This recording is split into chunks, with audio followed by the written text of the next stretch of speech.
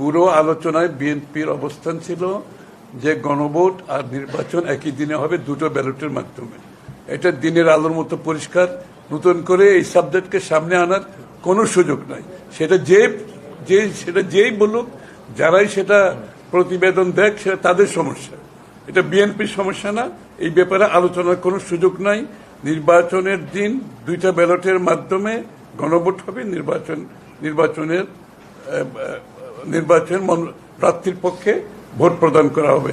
এর বাইরে যাওয়ার কোনো সুযোগ নাই। এটা বিএনপির প্রথম দিন থেকে অবস্থান, এখনো সেই অবস্থানের কোনো পরিবর্তন হয়নি, আগামী দিনেও সেটার কোনো পরিবর্তন হবে না।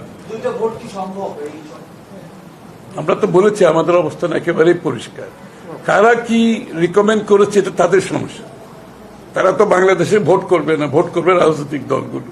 রিকমেন্ড অনেক কিছু করতে পারে। আমাদের অনেকগুলো রিকমেন্ডেশন ছিল যেগুলো ঐক্যমতে আসে নাই।